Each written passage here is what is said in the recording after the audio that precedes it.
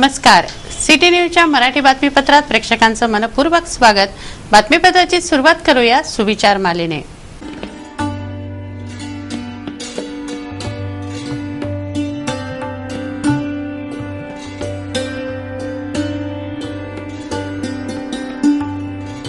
आता बघूया बातमीपत्रातील ठळक बातम्या.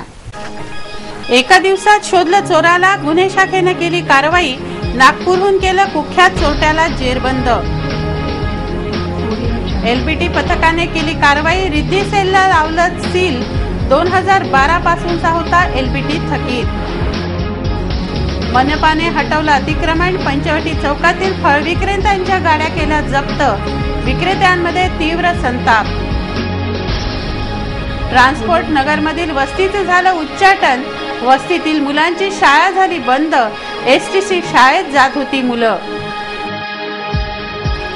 केशरी कार्ड धारक गेल्या 3 महिन्यांपासून स्वस्त धान्यापासून वंचित. पोटाच पोचला नाही दुकानात. चला बघूया बातम्या विस्तारित स्वरूपात. जवळपास गेल्या 2 वर्षांपासून एलबीटी न भरल्याने जव्हार गेटवरील रिद्धी सेल्सला टाळं लावण्यात आलंय. मनपाच्या एलबीटी पथकाने ही कारवाई केली आहे. जव्हार गेटवरील रिद्धी सेल्सकडे 1 जुलै 2012 पासूनचा एलबीटी थकीत होता. याबाबत 2दा नोटीस देण्यात आली. मात्र पैसे न भरल्याने मनपाच्या एलबीटी विभागाने रिद्धी सेल्सला सील लावलं. लक्ष्मी विहार येथे 16 जानेवारीला चोरी झाली होती. या चोरट्याला गुन्हे शाखेनं तातडीची कारवाई करून अटक केली आहे. एकाच दिवसात चोरट्याला जेरबंद केलं आहे. नागपूरहून या चोरट्याला अटक करण्यात आली आहे. लक्ष्मी विहार येथे राहणाऱ्या दिनेश मोहनलाल भुतडा यांच्याकडे चोरी झाली होती. 8,000ची ही चोरी होती. या चोराला गुन्हे शाखेचे एपीआय उपाध्याय यांनी नागपूरहून जेरबंद केलंय. शेख छोटू उर्फ इल्ली नाव असलेल्या या चोराकडून चांदीचे शिक्के, दागिने व 8,000ची रक्कमही पोलिसांनी जप्त केली आहे. पोलिसांच्या जुन्या यादीतील हा आरोपी आहे. 16 तारखेला ही चोरी झाली होती. पोलिसांनी एकाच दिवसात चोराला जेरबंद केलाय.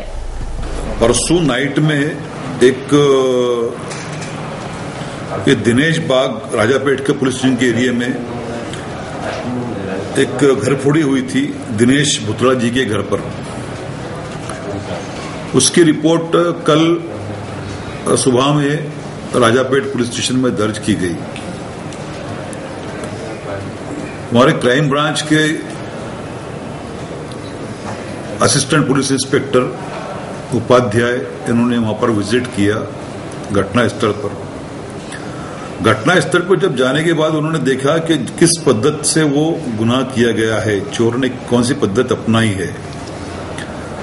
वो पद्धति समझने के बाद हमारे रिकॉर्ड पर जो गुनहगार थे, उस पद्धति से गुनाह करने वाले, उनका रिकॉर्ड इन्होंने खंगाला और ऐसे गुनहगारों के जो मोबाइल नंबर्स थे उसको थोड़ा सा उन्होंने चेक किया. तो उसमें एक गुनहगार का लोकेशन उस वक्त में अमरावती में नजर आया उन्हें. तो उस पर उनका शक होगा. फिर उसका जब उन्होंने लोकेशन लेने की कोशिश किया तो मालूम पड़ा कि वो नागपुर की तरफ जा रहा है.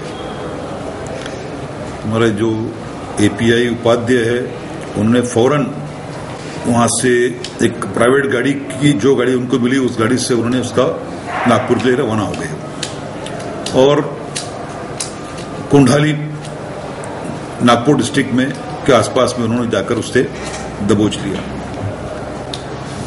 उस गुनहगार के पास से इस घरफोड़ी का चोरी किया गया पूरा पैसा, सामान पूरा मिल गया वहां पर. उसी तरह से उस गुनहगार के पास में घरफोड़ी करने के लिए जो साहित्य इस्तेमाल किए जाते हैं, वो साहित्य भी उनके पास से जब्त किया है. उसके अलावा कुछ और भी गुने का माल उसके पास में मिला है. उसे हमने अरेस्ट किया है. अभी उसका पुलिस कस्टडी रिमांड आज हम लोग लेंगे उसका. और उस गुनहगार के पास से बहुत कुछ और भी रिकवर होने की हमें गेल्या काही दिवसांपूर्वी मनपाच्या अतिक्रमण विभागाने ट्रान्सपोर्ट वस्तीतील अतिक्रमण हटवलं। या वस्तीतील मुलांचं भविष्य सध्या तरी अंधारात आहे। गेल्या 14 तारखेपासून ही मुलं शाळेत गेली नव्हती। शाळा शिक्षकांनी या विद्यार्थ्यांना शाळेत आणलं, मात्र घरच नाही तर शाळेत कुठून जाणार असा प्रश्न या विद्यार्थ्यांपुढे निर्माण झालाय। ट्रान्सपोर्ट नगरमधील अतिक्रमण मनपाने हटवलं। 500 क्वार्टर नामक या वस्तीतील मुलं तालापुऱ्याच्या नंबर 1 च्या शाळेत शिकत होती। ही शाळा बाल कामगार पुनर्वसन प्रकल्प संस्थेद्वारे चालवली जाते व भारत सरकार पुरस्कृत हे विशेष प्रशिक्षण केंद्र STC नावाने ओळखलं जातं। जिल्हाधिकाऱ्यांमार्फत ही शाळा चालवली जाते। 2011 पासून सुरू असलेल्या या शाळेत 9 ते 14 वर्षे वयोगटातील मुलं असून फुकटपुरा नंबर 1 व इमामनगरचेही मुलं येथे आहेत। हे मुलं सकाळी STC मध्ये तर त्यानंतर असोसिएशन मध्ये शिकतात। ट्रान्सपोर्ट नगर मधील 98 मुलं या केंद्रात आहेत। महानगरपालिकेकडून या मुलांच्या जेवणाची व शिक्षणाची व्यवस्था करण्यात आली आहे, तर दानदाते या मुलांसाठी कपडे देतात। अशा प्रकारे शिकून आपलं भविष्य घडवणाऱ्या या मुलांची घरच नष्ट झाली आहेत। सामानाची बांधाबांध झाली, यामध्ये शालेय साहित्य बांधल्या गेलं। डोक्यावर छप्परच नाही तर शिकणार तरी कसं असा प्रश्न निर्माण झाल्याने ही मुलं गेल्या 14 तारखेपासून शाळेतच गेली नव्हती। शाळेतील शिक्षकांनी त्यांना शनिवारी शाळेत आणलं, परंतु जागा सोडावी लागणार असल्याने व कुठे संसार थाटावा लागेल याचा अंदाज नाही, तेव्हा ही मुलं शिकणार तरी कशी असा प्रश्न निर्माण झालाय। ये जो स्कूल है कलेक्टर के थ्रू चल रही है और यहाँ पर हमारे 37 केंद्र है, जिसमें से 2 केंद्र फुकटपुरा नंबर 1 और इमामनगर तालापुरा केंद्र पर है। यहाँ पर हमारे कुल 105 बच्चा है और ये जो बच्चे डेरा परिसर के हैं नमक के कारखाने के पास, और ये बच्चे 11 सितंबर 2011 से हमारे पास आए। और हमारा जो प्रोजेक्ट है वो इस तरह से है कि हम इन बच्चों का सर्वे करते हैं। ये शाड़ा बाहर बच्चे हैं, बाल मजदूरी करते हैं। इनको हम 9 साल से 14 साल की उम्र के बच्चों को तलाश करते हैं, उनको अपने केंद्र पर लाते हैं। और यही नहीं, हम ये बच्चों को जो नियमित शाड़ा रहती है, जैसे एसोसिएशन उर्दू गर्ल्स स्कूल है या फिर महानगर पालिका की स्कूल है, वहाँ पर इन बच्चों के एडमिशन करते हैं।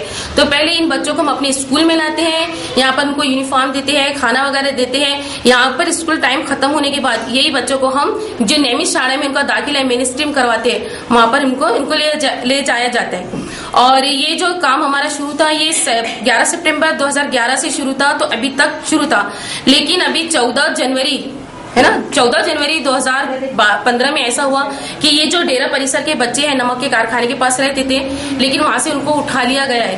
अब वो वहां की जमीन पर शायद कुछ और वो काम कर रहे हैं। तो ये जो रोड है सैफिया स्कूल के पीछे का अल अजीज है, वहां पर ये लोग बैठे हुए अपना बोरिया बिस्तरा समेटते हुए, और जो कारपोरेटर लोग हैं रवि राणा जैसे और अफजल चौधरी जैसे, वो लोग इनकी मदद कर रहे हैं, इनको नौसारी पर जगह दिला रहे हैं। लेकिन हम इस दौरान भी खाली नहीं बैठे हैं, हमने अपने जो पढ़ाई का सिलसिला है वो शुरू रखा है। और इसमें हमारा जो कुल स्टाफ है, हमारे साथ है गुलाम सर, कमर मैडम, मैं खुद फहीम कौसर और फरजाना, हम चारों भी डेली डेरा परिसर पर जा रहे हैं। और आज आप देख सकते हैं कि हमने कितनी तादाद में आज बच्चों को लेकर आए हैं। और ये हमारा रोज का मामूल है कि हम सुबह 7:30 बजे डेरे पर जाते हैं और वहां से 9 बजे तक बच्चों को लेकर आते हैं, क्योंकि ये गरीब बच्चे हैं, इनको हम नींद में से जगाकर उठाकर लाते हैं। और इनकी जो पीढ़ियां हैं बिल्कुल भी पढ़े लिखी नहीं है, पढ़ना क्या है स्कूल क्या है ये इनको नहीं पता है। और यही नहीं, जब हम इनको रास्ते से मतलब नमक का कारखाने के पास से यहाँ पर तालापुरा लाते हैं, तो कई ऐसी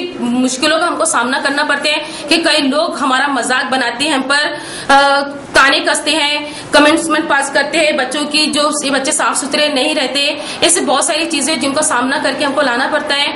और कहने की बात मेन ये है कि आज मतलब ऐसी सिचुएशन है कि ये बेघर थे और भी ज्यादा रोड पर आ गए, उसके दौरान भी मतलब हमने पढ़ाई जारी है, बच्चे हैं, आपको देख सकते हैं। खंडेलवाल ब्राह्मण समाजातर्फे सामूहिक विवाह सोहळा आयोजित करण्यात आलाय। प्रादेशिक अधिवेशनात 10 युगुल विवाहबद्ध होत आहेत। या आयोजनाची माहिती पत्रकार परिषदेत देण्यात आली। 24 जानेवारीला वसंत पंचमीच्या मुहूर्तावर खंडेलवाल ब्राह्मण समाजातर्फे सामूहिक विवाह सोहळा आयोजित करण्यात आलाय। शुभम मंगलम येथे आयोजित विवाह सोहळ्याची माहिती महाराष्ट्र प्रदेश खांडल विप्र संघटनेच्या वतीने पत्रकार परिषदेत देण्यात आली। अमरावती शाखा द्वारा आगामी 23 और 24 जनवरी को सामूहिक टूर का आयोजन किया गया है, जिसमें 10 यूजर परिणयबद्ध होने जा रहे हैं। ऐसे किसी भी प्रकार का आयोजन पूरे महाराष्ट्र प्रदेश में यह पहली बार है। इसके पहले भी 2 बार आयोजन हुए, लेकिन उसमें 10 जोड़े कभी नहीं हुए। एक बार 5 हुए और एक बार 4 जोड़े हुए थे। पहली ये जो आयोजन है, इसमें पूरे समाज से काफी बंधु पूरे महाराष्ट्र प्रदेश से, राजस्थान से, मध्य प्रदेश से, आंध्र प्रदेश से, गुजरात से पधार रहे हैं। करीबन 2000 लोगों का यहाँ आगमन होगा। 2 दिन उनकी व्यवस्था है। शुभ मंडलम अमरावती बढ़ने रोड में है। ऐसे किसी भी प्रकार के आयोजन के लिए हम अमरावती शहर के सिर्फ 5 ही परिवार है जो ये आयोजन कर रहे हैं, लेकिन सहयोग पूरे महाराष्ट्र से मिला है। सहयोग की लिस्ट मैं अनिल जी को दिया हूँ। बहुत लंबी लिस्ट है, कम से कम 20 लोगों ने सहयोग दिया है। उसमें मुख्य है किसने मंगलसूत्र दिया है, जालना से गौरी शंकर जी चोटिया ने। और ये सब आयोजन है, आप सभी को जरूर पधारना है। ज़्यादा से ज़्यादा लोग उपस्थित रहे। अमरावती शहर के भी कई गणमान्य जो हमारे समाज बंधु नहीं है, उन्हें भी आमंत्रित किया हूँ। उनसे भी एक निवेदन है कि जरूर पधारे और आप सबको जरूर पधारे। महानगरातील वलगाव रोडवर EBC हॉस्टेल हे एक छात्रालय आहे आणि या छात्रालयात जवळपास 60 पेक्षा जास्त विद्यार्थी राहतात। यांच्या राहण्या खाण्याची इथे जी व्यवस्था आहे त्या व्यवस्थेवर या विद्यार्थ्यांनी कमालीचे प्रश्न उपस्थित केले असून सिटी न्यूजने जेव्हा या सर्व प्रश्नांची उकल केली, घटनास्थळाची पाहणी केली, तेव्हा या विद्यार्थ्यांच्या तक्रारीत सत्य आढळून आलेलं आहे। येथे जे संडास बाथरूम आहे त्याची व्यवस्था अत्यंत दुरावस्था आहे आणि सर्वात मेन म्हटलं म्हणजे या विद्यार्थ्यांना जे जेवण पुरवलं जातं ते जेवण अत्यंत निकृष्ट दराचं असतं।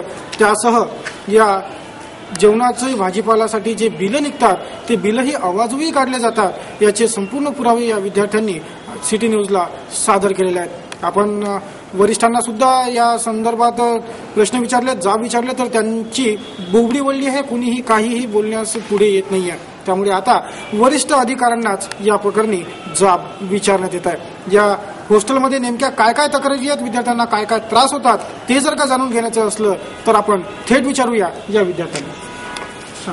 सगळ्यात महत्त्वाची गोष्ट म्हणजे साफसफाईपासून सुरुवात करतो सर मी। आमच्या इथे उपलब्ध बरेच काही संडास आणि बाथरूम आहेत। त्यामध्ये फक्त 3 संडास चालू आहेत आणि 2 बाथरूम चालू आहेत। त्यामध्ये लाईटाची व्यवस्था नाही आहे आणि इन्व्हर्टर असून सुद्धा इन्व्हर्टर चालू होत नाही, कारण लाईट येत नाही। आणि जेवणामध्ये अवाढव्य मालाचा वापर म्हणजे कांद्याचे भाव एकदम हाय रेटचे आहे, हाय क्वालिटीचे आहे। आम्ही तुमच्याकडे प्रत सुद्धा दिलेली आहे आणि गहू सुद्धा वगैरे बाकी सगळे साहित्य सुद्धा एकदम उच्च प्रतीचे भाववारी आहे, पण आम्हाला एकदम निष्कृष्ट दर्जा देण्यात येते अशी आमची अडचण आहे सर। इथे सायकला चोरी जातात, इथे सर सायकला चोरी जातात, गेटला कुलूप नाही आहे, आणखी इथे घाण करून येतं। इच्छा कर्मचाऱ्यांची कोणाकडेच म्हणजे अशी दखल नाही आहे, लक्ष नाही आहे आणि एकदम असा भोंगळ कारभार इच्छा आहे। मागास वर्गातील मुलांनी शिकून प्रगतीपथावर जावं यासाठी शासन वसतिगृह चालवतं। लाखो रुपये वसतिगृहांच्या नावावर खर्च होतात, मात्र भ्रष्टाचाराच्या किडीने पोखरलेल्या यंत्रणा विद्यार्थ्यांपर्यंत सुविधा पोहोचू देत नाहीत। त्यामुळे या विद्यार्थ्यांची दैना आहे। सिटी न्यूजच्या चमुने वलगाव रोडवरील शासकीय आर्थिकदृष्ट्या मागासवर्गीय मुलांच्या वसतिगृहाला भेट दिली, तेव्हा ही दैना उघडकीस आली आहे। खाण्यासाठी दर्जेदार अन्न नाही, राहण्यासाठी धड व्यवस्था नाही, अशी वसतिगृहातील मुलांची अवस्था आहे। सिटी न्यूजच्या चमूने या वसतिगृहाला भेट दिली असता तेथील विद्यार्थ्यांनी सिटी न्यूजकडे कैफियत मांडली। त्या ठिकाणी सर ते पिप्यामध्ये तेल येते, ते आम्हाला सांगण्यात सर सुपर फलीचं तेलातून सांगण्यात येते, परंतु सर ते जे तेल आहे ते पाम तेलापेक्षा पूर्ण अतिशय निकृष्ट दर्जाचं आहे आणि त्यामुळे सर पोरांची तब्येत अतिशय बिघडत आहे आणि सर्दी पडसाचा आवाज बसण्यासारख्या बिमार त्यामुळे निर्माण झाल्या आहे सर। आणि त्याचे रेट जर पाहिले आपण तर खूप असे दवे रेट आहे, त्यामुळे सर ते अतिशय निकृष्ट दरात तेल आहे। मुलांनी अक्षरशः आपले डबे उघडून त्यातील अन्नाचा दर्जा दाखवला। बना के लाई अंदर से जाके ये ऐसी भी नहीं आती, ये ऐसी आती। ये बात हुई रोटी की, दाल ठीक आती लेकिन ये भाजी सब्जी में पानी ही पानी आता सर। ये तो अंदर गिरेगी थोड़ी, ऐसी ही आती है। खाने को जी नहीं करता इसलिए लड़के झूठा रख देते। बिलावर लोकवान गहू, फटका तुरीची डाळ, चांगल्या प्रतीचा तांदूळ खरेदी केल्याचं कागदोपत्री दाखवलं जातं व पैसे उकळले जातात।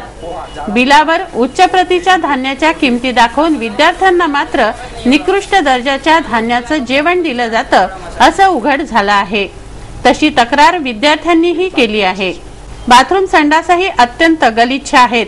बाथरूम मध्ये डोबरं साचलंय तर विद्यार्थ्यांसाठी असलेल्या 10 प्रसाधनगृहांपैकी 2च प्रसाधनगृह सुरू आहेत, बाकी चोकअप झाले आहेत। येथील स्वयंपाकगृहही सिटी न्यूज चमूने पाहिलं। सिटी न्यूजची चमू पाहताच गृहपाल श्रीमती सुखदेवे यांना ब्रह्मांड आठवलं व रडं कोसळलं।